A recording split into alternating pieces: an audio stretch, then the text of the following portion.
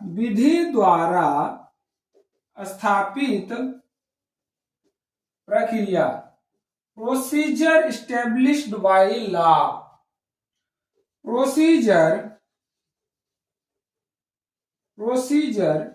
Established by law.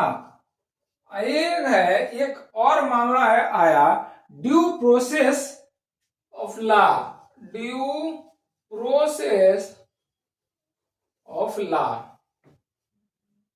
एक है विधि द्वारा स्थापित प्रक्रिया, एक है यथोचित विधि प्रक्रिया। ये दोनों मामला का जो है, ये दोनों यथोचित विधि प्रक्रिया, यथोचित विधि प्रक्रिया। ठीक है, इसको समझते हैं। प्रोसीजर एस्टेब्लिश्ड बाय लॉ, विधि द्वारा स्थापित प्रक्रिया, यह मूलतः जो है ब्रिटेन के संविधान में वर्णित है। मूलतः जो है ब्रिटेन के संविधान में वर्णित है, जिसमें न्यायपालिका स्वतंत्र नहीं है।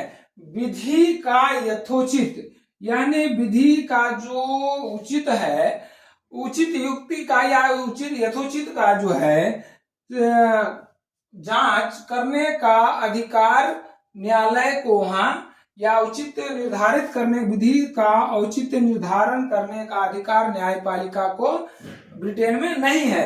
वहां क्या होता है कि जब संसद के द्वारा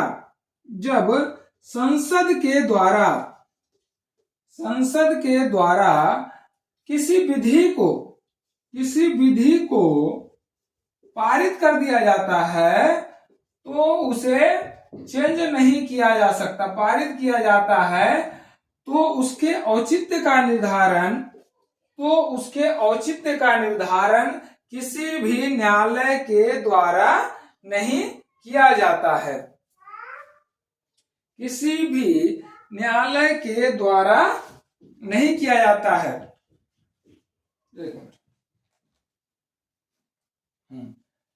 कहते कि संसद द्वारा जब किया जाता है, औचित्य का निर्धारण पारित किया जाता है, ब्रिटेन के संसद के द्वारा कोई विधि बनाया जाता है, कोई कानून बनाया जाता है, तो उसके औचित्य का निर्धारण जो है न्यायालय के द्वारा नहीं किया जाता है।